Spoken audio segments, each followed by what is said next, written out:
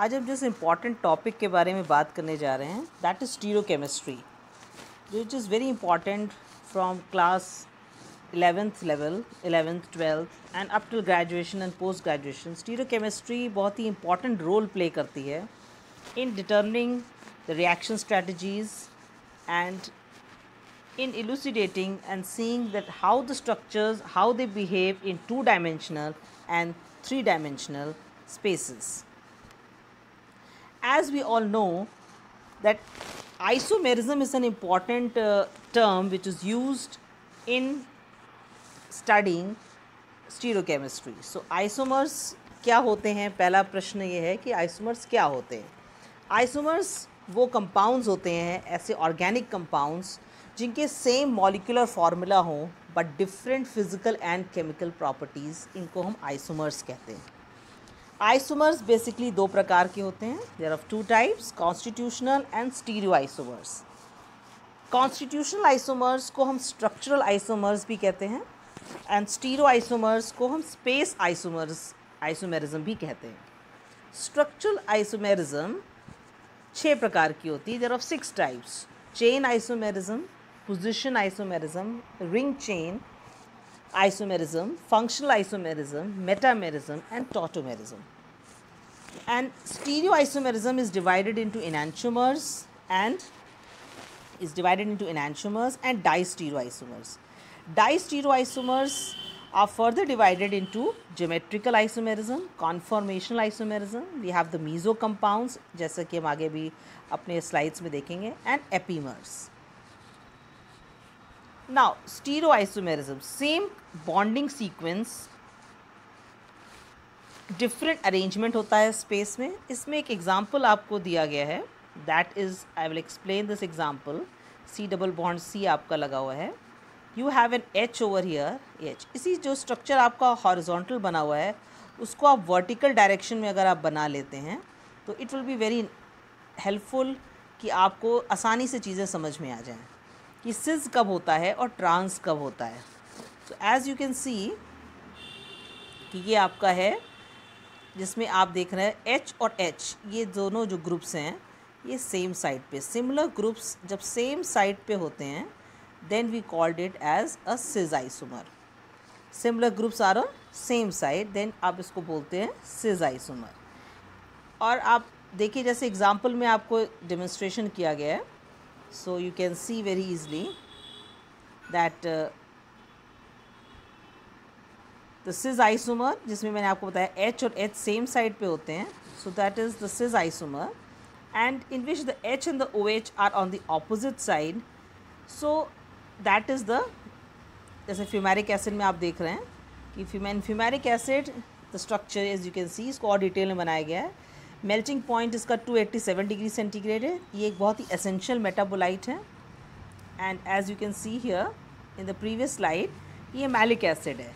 और ये इसका एक आप देख रहे हैं जिसमें H और H as you can see over ये H और ये H, ये they are opposite to each other. जब ये ऑपोजिट हैं तो this is the trans isomer, और डबल बॉन्ड के जब दोनों सेम साइड पे होते हैं then that is the cis isomer.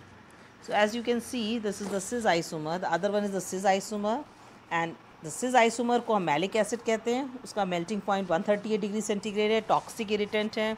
जबकि फ्यूमेरिक एसिड जो है that is an essential metabolite और उसका मेल्टिंग पॉइंट 287 डिग्री सेंटीग्रेड। देखिए आप जैसे ही केवल स्टीरियोकेमिस्ट्री अपनी चेंज कर दी, स्टीरियोकेमिस्ट्री चेंज करने पर किस तरह से आप देख रहे हैं कि प्रॉपर्टीज़ वगैरह सारी चीज़ें चेंज हो जाती हैं और उनका फिज़िकल प्रॉपर्टी देख रहे हैं, जैसे आप मेल्टिंग पॉइंट हैं, और आपकी केमिकल प्रॉपर्टीज़ भी आप देखोगे, like physical properties and chemical properties दोनों में ही कुछ ना कुछ उसका इफेक्ट पड़ता है। So now we go further, और एक टर्म आता है स्टीरियोकेमिस्ट्री में that is known as chirality. Chirality या हैंडेडनेस जिसको हम लोग कहते हैं। हैंडेडनेस का जैसे मतलब होता है कि right gloves doesn't fit in the left. जैसे कि आपको पता है mirror images object is different from the original object. जैसे कि चेयर रखी है, ये इसकी मिरर इमेज है, हैंड है इसकी मिरर इमेज है। अगर आप राइट साइड पे एक फ्लावर लगाते हैं अपने कोट पे, तो जब आप उसको मिरर में देखते हैं तो ये that comes on to the left side, आपको लगता है कि वो लेफ्ट पे है। तो these are mirror images and this is also used. एक नया टर्म आपको आज इंट्रोड्यूस हो रहा है that is chirality. And chirality is just handedness as you can see. तो जिस तरह से कंपाउंड्स में आप chirality देख रहे हो उसी तरह से you can very see these examples of chirality is like your hands, gloves, scissor, screw, golf clubs, ये सारे के सारे chiral होते हैं. And how does about molecules, चूँकि अब हमारी बात हो रही है मॉलिक्यूल के बारे में, ऑर्गेनिक कंपाउंड्स के बारे में हम लोग बात कर रहे हैं. सो मॉलिक्यूल्स में कैसे कायरलिटी डिसाइड होती है, कैसे पता चलता है कि मॉलिक्यूल कायरल है. तो केमिकल सब्सटेंसेस भी जो होते हैं that can be handed substances जो होते हैं उनको हम कायरल कहते हैं. Molecules that are chiral are not superimposable on the mirror image. जैसे कि आप देख रहे हैं कि इसमें बीच में कार्बन है. आप देखिए सारे ग्रुप्स जो ग्रीन कलर का है atom that is 1. You can see a blue that is 2, you can see 3 as a pink ball and 4 as a purple ball. अब आप जब इसकी मिरर इमेज देखते हैं तो 1 की पोजीशन सेम है, 2 आप देख रहे हैं जो राइट साइड में था, लेफ्ट हैंड साइड पे था, वो अब राइट साइड में चला गया है and the 3 and the 4 interchanges their position. So जब मिरर में आप देखोगे तो this is the mirror image. और जब इसको आप सुपर इम्पोज करने की कोशिश करेंगे, लाइक अगर आप इस स्ट्रक्चर को जो फर्स्ट वाला इसको उठा करके सेकेंड पे अगर आप प्लेस करना चाहेंगे, so you will not be able to place on the mirror image. So that is important aspect of chirality. ये chirality इसी तरह से देखी जाती है कार्बन कंपाउंड्स में. अगर आपका 1 2 3 4 हाइड्रोजन है, देन ऑल्सो अगर आप 1 2 3 4 को डिफरेंट एलिमेंट्स ले लेंगे देन आप बहुत आसानी से इसको समझ सकते हैं. तो ये देखा गया कि सिस आइसोमर्स जो होते हैं वो कायरल नहीं होते. सिस माने जिसमें हाइड्रोजन सेम साइड पे होता है, दे आर नॉट कायरल, क्योंकि आप किसी भी एटम को आप देखोगे तो उसमें कायरलिटी नहीं आएगी. एंड ट्रांस आइसोमर्स जो होते हैं they are chiral.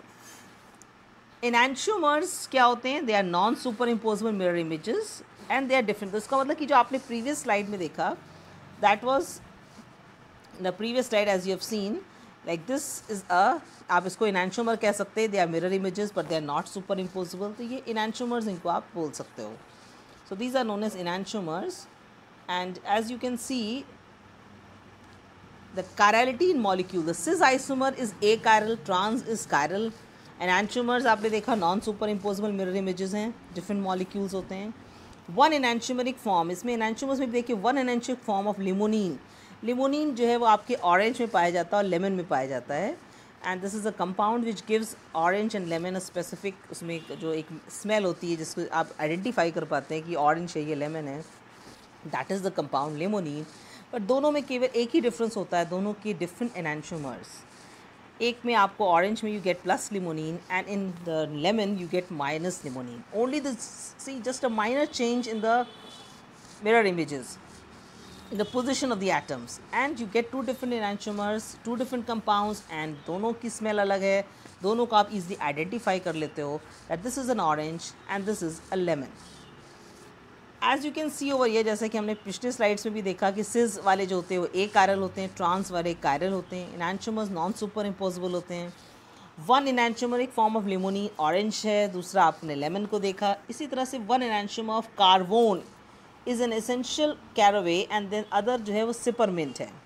Most molecules जितने भी प्लांट्स और एनिमल किंगडम्स में पाए जाते हैं उनमें एक फॉर्म ऐसा होता है जो बायोलॉजिकली बहुत ही इंपॉर्टेंट होता है और दूसरा फॉर्म जो होता है वो बायोलॉजिकली इंपॉर्टेंट नहीं होता है, that is not biologically active. So 19 out of 20 amino acids, as you know कि हमारी बॉडी में एसेंशियल अमीनो एसिड्स होते हैं एंड इसके अलावा अमीनो एसिड्स जो है 19 out of the 20 amino acids are chiral and all of them are classified as left handed. सारे के सारे left handed हैं. Chirality in molecule, cis is achiral, enantiomers are not so. जैसे examples आप देख रहे हैं cis 1 2, ये देखिए cis 1 2, this is a cyclopentane ring और 1 और 2 पोजिशन पे इसमें क्लोरीन लगा हुआ है, डाईक्लोरो है. आप देख रहे हैं ये cis आइसोमर है, उसकी मिरर इमेज है. फर्दर आपने देख रहे हैं this is a trans isomer and further उसकी मिरर इमेजेस है and the adjacent position. So आप देख रहे हैं सिस वाला जो है that is achiral, same compound but वो ए कायरल है. और ट्रांस वाला isomer they are different compounds and they are chiral in nature. Stereo centres क्या होते हैं? An atom at which the exchange of two groups yields a stereo isomer. Example इसमें आता है asymmetric carbon, double bonded carbon in cis isomer. So stereo centers, any atom at which the exchange of two groups yields a stereoisomer.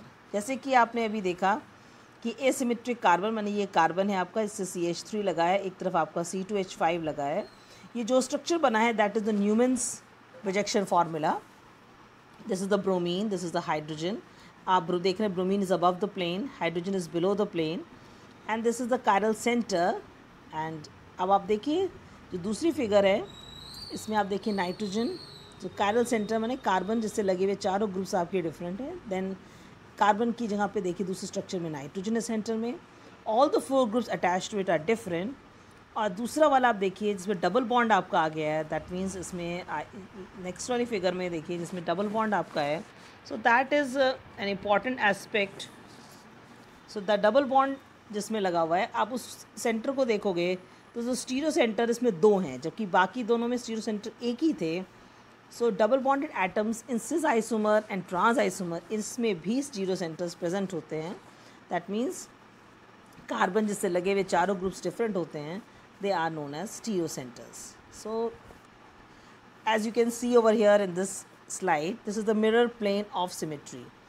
If two groups are the same, carbon is achiral, ये animation से आपको show किया गया है, and the molecule with the internal mirror plane cannot be chiral. जैसे कि आप देखिए अगर इसके अंदर आपने इसको इक्वली देखिए 2 पार्ट्स में, इंटरनल मिरर माने ये आप मिरर में नहीं देख रहे हैं, मॉलिक्यूल को अगर सेंटर से आप डिवाइड कर रहे हो, प्लेन ऑफ सिमेट्री इसमें प्रेजेंट है, तो मॉलिक्यूल जिसमें इंटरनल मिरर प्लेन है can not be chiral, that will B A chiral. That means आप कंफ्यूज मत होइएगा कि अगर इंटरनल मिरर इमेज बन रही है या plane of symmetry is present then the molecule can not be chiral. So if there is no plane of symmetry, question में आपको मैंशनड है कि if there is no plane of symmetry molecule may be chiral और achiral, see if the mirror image can be super impose. तो पहले आपको जो decide होगा that is on the basis of the mirror image, not within the molecule. Now I'll explain about the R and S system of nomenclature. This is called the cat-in-gold Prelog convention. Different molecules enantiomers must be different. Usually one enantiomer will be biologically active. ये मैंने आपको पहले भी बताया है कि कोई एक चाहे प्लस हो चाहे माइनस हो. Configuration around the carbon atom is specified with R and S. This is the cat-in-gold Prelog rules. तो जैसा कि प्रायोरिटी रूल में बताया गया है, आपको कायरल सेंटर देखना है, जिस एटम के हाईएस्ट एटॉमिक नंबर है उसको प्रायोरिटी नंबर 1 आप दे देंगे। इन केस ऑफ टाइज मानिए 2 कंपाउंड्स हैं तो और आपके दोनों पे ही 1 नंबर आ रहा है या 2 नंबर आ रहा है, look at the next atom along the chain. दूसरा आप एटम देखिए, उसको हिसाब से डिसाइड करेंगे। Double and triple bond are treated like bonds of duplicate atom. जैसे कहीं पर भी अगर आपका डबल बॉन्ड एन लिखा हुआ है तो इसको आप कंसिडर करोगे 2 नाइट्रोजन एटम, इसको आप कंसिडर करोगे लाइक सिंगल बॉन्ड से अगर 2 एन लगे होते तो इसको आप ऐसे कंसिडर करोगे। जबकि in the case of triple bond N you consider it as 1 2 3, I am making it as a single bond, you consider 3 nitrogen atom. That means अगर नाइट्रोजन का जो आप वेट लोगे that will be 3 times. And similarly अगर कहीं पर double bond O लगा हुआ है तो डबल बॉन्ड ओ जब आप लोगे, डबल बॉन्ड ओ आप मेंशन करोगे, सो I think double bond O, so you have to consider it as single bond 2 oxygen atom. तो आप ऑक्सीजन की जो वैल्यू है एटॉमिक वेट आप लोगे that will be 2 times. Now how to assign R or S working in 3D. Rotate the molecule जिससे कि lowest number comes in the back. अगर 3D में बात कर रहे हैं तो बैक साइड में आना चाहिए, और अगर हम नॉर्मल कोर्स में बात कर रहे हैं इन लाइक इफ़ यू अगर हम फिशर प्रोजेक्शन फार्मूला बनाए तो 4 नंबर को या जो लोएस्ट प्रायोरिटी नंबर है उसको हमेशा बॉटम में आना चाहिए। 1 2 and 3 कैन बी एनीवेयर। अब आप ड्रॉ अगर आपका 4 नंबर लोएस्ट प्रायोरिटी का एटम 4 नंबर नीचे की तरफ आ रहा है, अब आप देखोगे 1 2 and 3 कैसे रोटेट कर रहा है। जब 1 and 3 2 और 3 1 से 2 2 से 3 की तरफ जा रहे हो तो you are moving in the clockwise direction. तो आप क्लॉकवाइज डायरेक्शन में जब जा रहे हो then you call it as R. और अगर इसी का आप रिवर्स करते हो that means if you have the 4 number at the bottom और आपका 1 इधर है, 2 इस साइड है, and you have the 3, so you are going as 1 2 and 3, so you are moving in the anti clockwise direction now. Anti clockwise या counter clockwise is S configuration. So you can very easily decide about the R and the S. So like in the forthcoming slide you can see the properties of enantiomers. Now you have assigned the R and S. The properties of enantiomers, they have the same boiling point, melting point and density, same refractive index, different directions of rotation and polarimeter. So polarimeter एक instrument होता है which measures the polarity of the molecules. So ये इसमें आपका Nichols prism use होता है as you know, and जो आपकी जो light है that is becomes plane polarized light when passes through the Nichols prism. As you know, light is multi-directional or multi-directional है, but when it is when it passes through this Nichols prism, it becomes unidirectional. So different interactions with other chiral molecules like enzymes, taste buds, sense. So this is the plane polarized which I was talking in the earlier slide. ये देखिए polarized filter है, calcite crystals or plastic sheet. When two filters are used, the amount of light transmitted depends upon the angle of the axis. देखिए आपके दो filter use हो रहे हैं. Light pass होगी, आपका I है. This is the source of the lamp. Source जो आपका है that जो आप use करते हो that is the sodium lamp. Sodium lamp की light आप use करते हो. D line you call it as the D line. D line of the sodium lamp आप use करते हो. This is the polarimeter. This is a use ये monochromatic light, जैसे कि मैंने आपको बताया sodium D light use होगी. Movable polarizing filter to measure the angle. Clockwise is equal to dextrorotatory, that is इसको हम D या प्लस के सिंबल से रहेंगे. Counter clockwise, that is levorotatory, L और minus. And not related to R and S. तो R और S और डी और एल में देखिए small d and small l it इसका रिप्रेजेंटेशन है. Small d and small l. R S से इसका कोई कंसर्न नहीं है. ये केवल प्लेन पोलराइज्ड लाइट को कैसे आपका कंपाउंड रोटेट कर रहा है क्लॉकवाइज या एंटी क्लॉकवाइज, और whether it is not rotating. अगर रोटेट नहीं कर रहा है then also it's okay. That means the compound जो है लाइट में ऑप्टिकली एक्टिव नहीं है. तो आप बोलोगे the compound is optically inactive. If it is active then it will rotate the plane polarized light either towards the right or towards the left, and it will be denoted by small d and small l, and symbols में इसको plus और minus से denote किया जाता है. तो R and S are entirely different system of nomenclature. तो this is the biological discrimination. आप बहुत आसानी से दो कंपाउंड्स के बीच में डिस्क्रिमिनेट कर सकते हो. Whether it is this is as you can see एक आपका आर है एक आपका एस है, और ये एंजाइम एक्टिव साइट्स हैं. तो it is going on the enzyme active sites, and as you can see so ये अटैच कर जा रहा है इसमें. And racemic mixture equal quantities of D and L. अगर आप मिक्सचर का मतलब होता है इसमें D 50% of D and 50% L and 50% L. आपका 50% D and 50% L is being used. So that is known as racemic mixture. तो देखिए डी कॉमा एल लिखा है और ऊपर आपने देखिए इसे प्लस और के नीचे माइनस लगा है. नो ऑप्टिकल एक्टिविटी, क्योंकि इसमें दोनों ही बराबर कैंसिल हो जाएंगे, दोनों एक दूसरे को सो कैंसिल आउट कर देंगे. द मिक्सचर में भी different have different boiling point melting point from the enantiomers. So this is the Fischer projection formula. जैसा कि मैंने पहले भी कहा था, तो फ्लैट स्ट्रक्चर या 3D में स्ट्रक्चर को बनाने में थोड़ा डिफ़िकल्टी होती है. So we make it in the form of a Fischer projection formula. And इसमें एक आप देखिए दो लाइन्स हैं जो ऑन द प्लेन है, एक अबव द प्लेन है, एक बिलो द प्लेन आपका है. This is the view from the angle.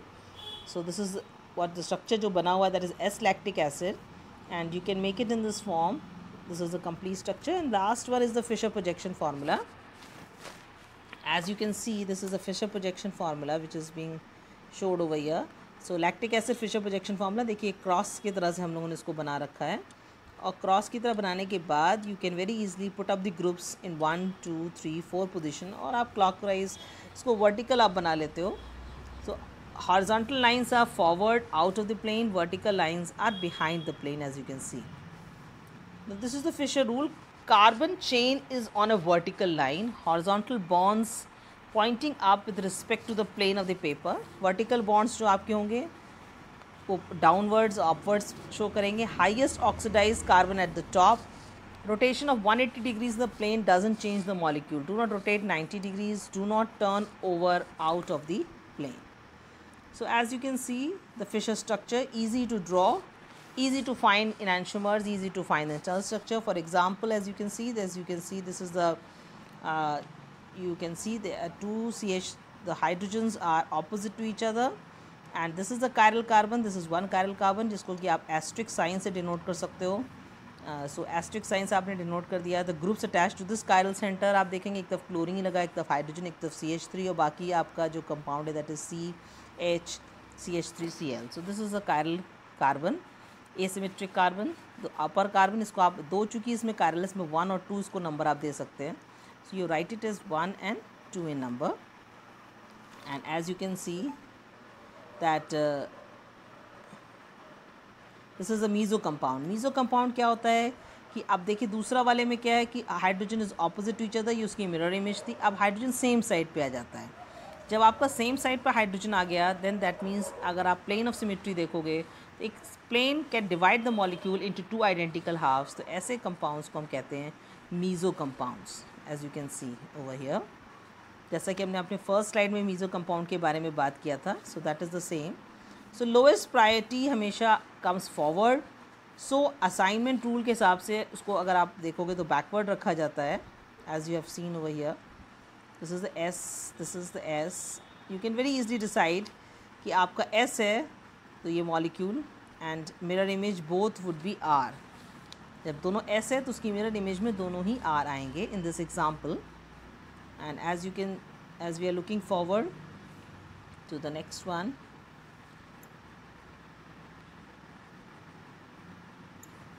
so this is the stereoisomers that are not mirror images।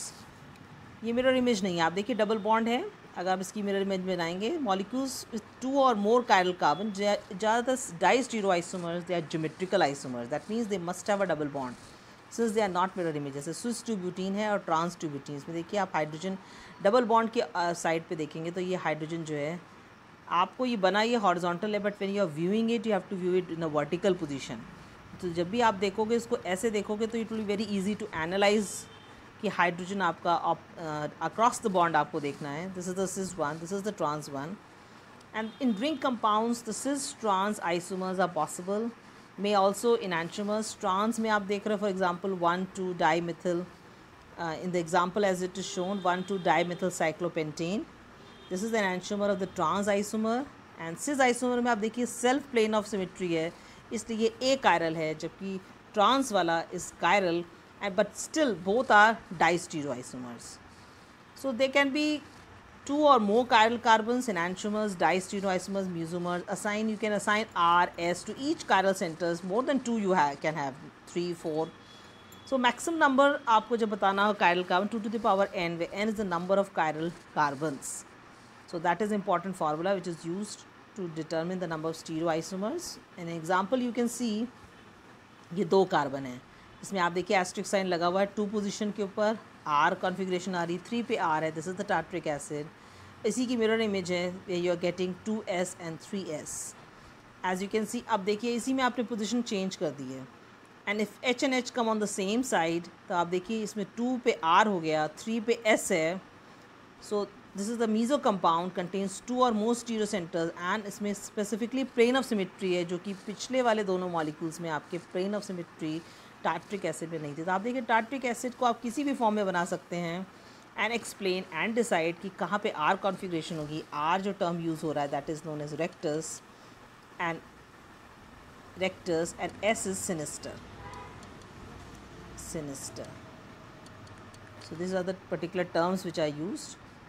so Fischer-Rowan convection 1951 only relative 2 चीज़ें होती है, एक होता है relative configuration और एक होता है absolute configuration।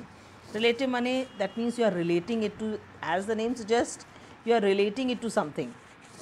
so relative configuration could be known sugars and amino acids which have same relative, आप glyceraldehydes इसको relate करते हो। तो first structure which was studied was glyceraldehyde, इसलिए glyceraldehyde से हमेशा हम कंपेयर करते हैं एंड glyceraldehyde से कंपेयर करके then we decide whether the molecule D है कि L है। तो that you have to decide. यहाँ पे जो कन्वेक्शन यूज़ हो रहा है that is capital D and capital L, as you can see over here. यहाँ पे हम कैपिटल D और कैपिटल L का इस्तेमाल कर रहे हैं। So that is important. So this is the capital D and this is the capital L and capital D and capital L is the system of nomenclature. Small d and small l आपका क्या था, that was the plane polarised light का rotation था। So they are 2 entirely different things। So no relationship with dextro and levo, meaning that some D enantiomers are R and some are S। So that is important to know। anyone who can look at the structure and determine which way to rotate the plain polarized light receives an automatically a Nobel Prize, because ये आज तक नहीं पता चल पाया है कि आप स्ट्रक्चर देख करके you cannot tell whether it is small d or small l. So that you have to put it in the polarimeter and then only you can decide. So D and L देखिए capital D और capital L assign करने के लिए देखिए last chiral carbon पे penultimate carbon you have to see is the stereo centre farthest from the carbonyl group. तो सबसे दूर वाला जो लास्ट कायरल कार्बन होता है उस पर हम OH की पोजीशन या देख लेते हैं. तो further away from the carbonyl group, if the highest priority group is on the left side, तो देखिए राइट एंड लेफ्ट आपका है, the one with the highest priority is on the left side then L, and if it is on the right side, तो आप देख रहे हैं इसमें OH राइट साइड पे है लास्ट कायरल कार्बन पे, इसलिए इसको कैपिटल D कहा गया है. और देखिए प्लस इसका कोई मतलब नहीं है, plus is the optical rotation. तो अगर आप देखो तो ये capital D is a system of nomenclature, और जो प्लस लिखा है वो स्मॉल d के लिए है. और प्लस इसलिए लिखते हैं हम लोग क्योंकि it is very like awkward to write capital D and small d, so we generally write D, and for the small d we write a plus symbol, which is very easily identified and we can study very easily and make it out कि ये जो D और D दोनों में कोई mixing नहीं है, they are entirely two different things. So generally ये जो D और L है वो that is used in sugars. तो शुगर की केमिस्ट्री जब आप पढ़ते हो then एज यू नो यहाँ पे भी आप देख रहे हो CHO ग्रुप है, CH2H है, OHH है, तो this is symmetrical to a sugar. तो ग्लिसरल्डिहाइड इज़ द से रिलेट करके हम पढ़ते हैं in order to understand sugars. तो this is the D and L. So I think so till D and L it is all clear. I will introduce you and let you know about the further details of stereochemistry in my upcoming lectures and series. Keep watching.